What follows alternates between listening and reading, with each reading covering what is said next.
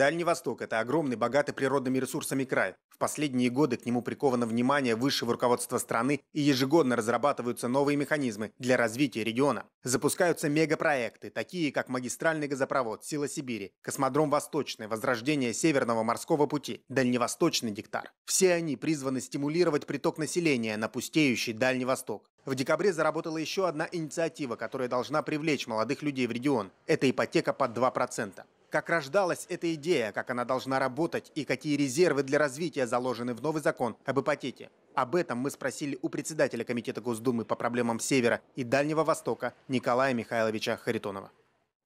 Николай Михайлович, здравствуйте.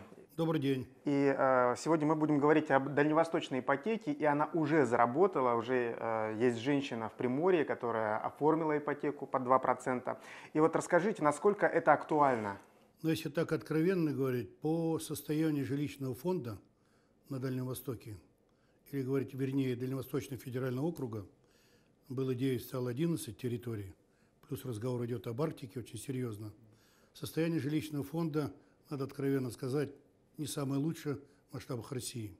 Жилищное состояние, возможности Дальневосточного федерального округа непростые.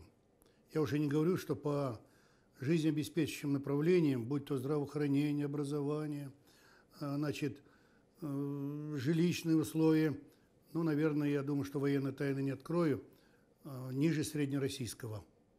То есть условия проживания непростые. Поэтому не случайно сегодня я не буду говорить о Якутии в целом, если в 90-х годах Дальневосточный федеральный округ, или будем говорить Дальний Восток, насчитывал более 10 миллионов человек населения, сегодня, к сожалению, осталось чуть более 8 миллионов. То есть отток происходит. Значит, какая-то проблема есть. Не секрет, 440 тысяч жило в Магаданской области, сегодня 141. Мы видели, по сути дела, целые поселки, либо заколоченные окна крест-накрест, либо свободные. Поэтому в ряде дальневосточных регионов сейчас жилье в городах на первичном рынке фактически отсутствует. Например, это в Магаданской области, на Чукотке отсутствует. В лидерах по выданному дальневосточному гектару эти регионы не значатся. Не рвется, видимо, народ туда.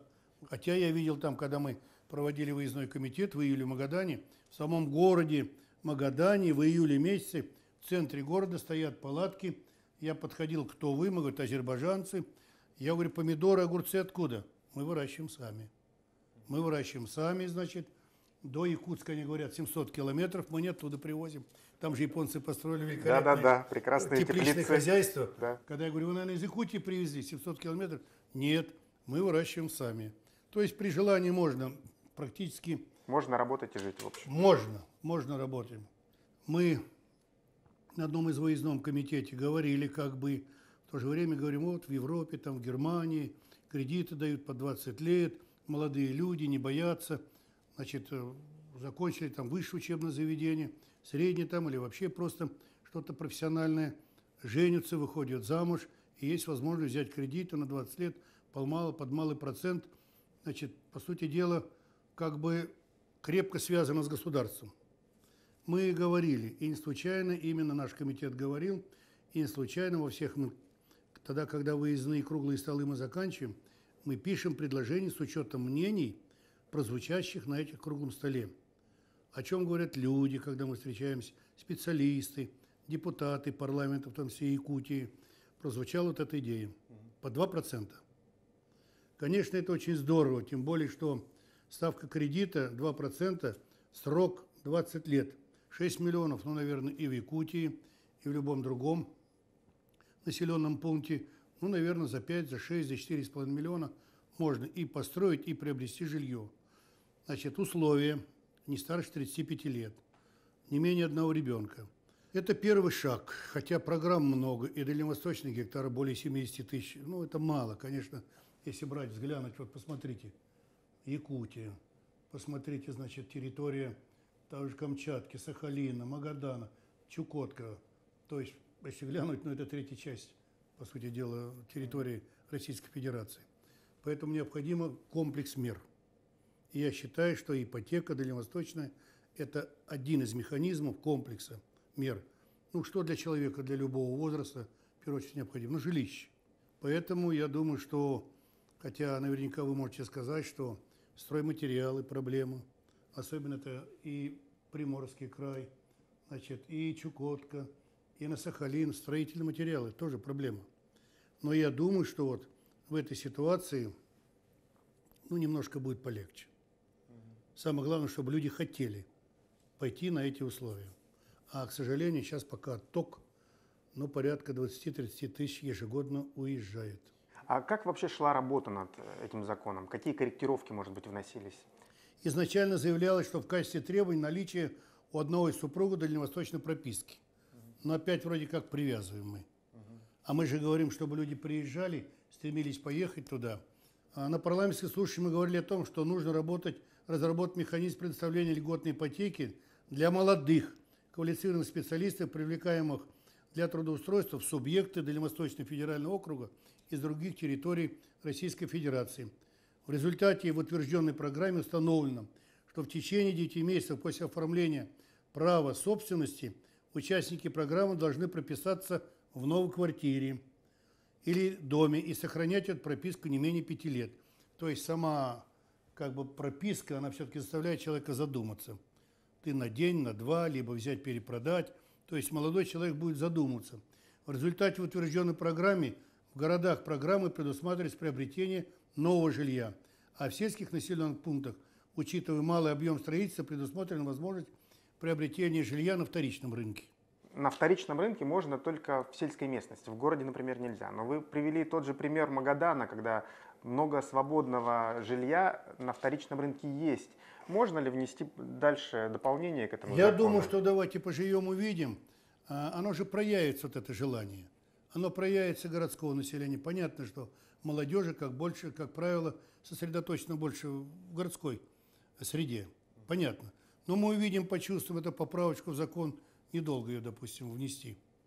Кстати, законодательной инициативой обладает и парламент Якутии. Чего ждать, когда Государственная Дума надумает, а почему бы сразу? Это законодательной инициативой обладает и парламент, любой территориальный парламент обладает законодательной инициативой.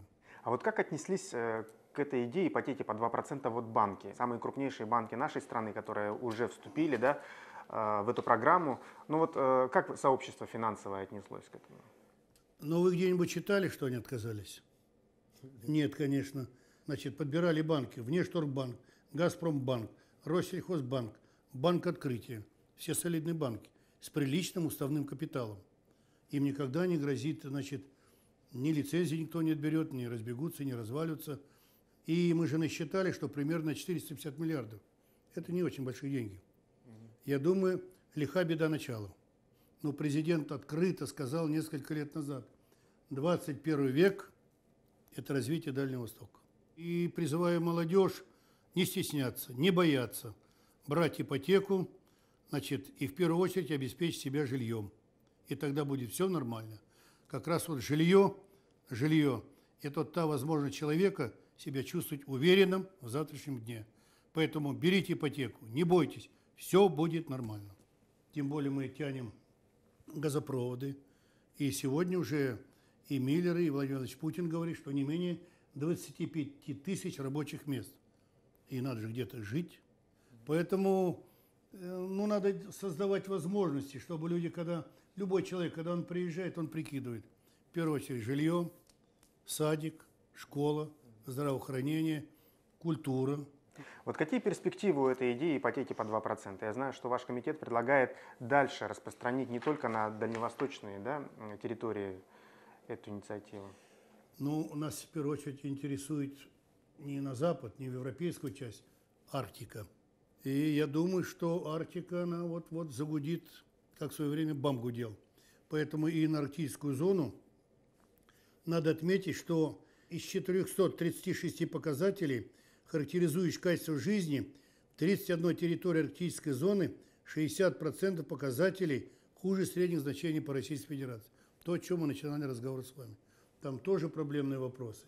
А арктическая зона вносит существенный вклад в развитие экономики Российской Федерации до 11% валового внутреннего продукта. То есть необходимо создавать условия, чтобы люди и там закреплялись. Мы принимаем законы о малом и среднем бизнесе, значит, и о развитии Арктики.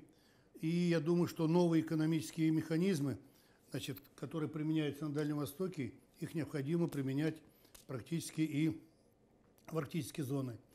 И я думаю, что было бы совершенно логичным распространить на Арктику и новые социальные вот эти вот механизмы, в том числе и 2%. Может возникнуть вопрос, там даже может условно будет 1%. Кто ее знает? Потому что, ну, жить, работать в том краю не просто так. Может возникнуть. Я надеюсь, что действительно эта инициатива, она даст толчок развитию вообще Дальнего Востока и улучшит самые главные условия жизни, да, в нашем регионе. Самое главное, чтобы комплексный подход был. Ипотека – это само собой, квартиру будем иметь, садик, школа, больница, образование, культурный досуг. Вот это комплексно будем как бы все мы решать, ну и тогда вот многие вопросы будут с повестки дня убраны, тогда человек будет себя спокойно чувствовать, будет жить, работать. Ну, Николай Михайлович, спасибо вам за беседу. Значит, пользуясь случаем, я через вашу телекамеру, через вашу программу поздравляю Дальневосточный федеральный округ, всех жителей, всех граждан с наступающим Новым годом. Год непростой, памятный, 75-я годовщина Великой Победы советского народа над фашистской Германией. В том числе и из Якутии большое количество было призвано, ушли в Красную Армию, достойно представляли Якутию. Поэтому, дорогие друзья, с праздником, с Новым годом, счастья, здоровья всем!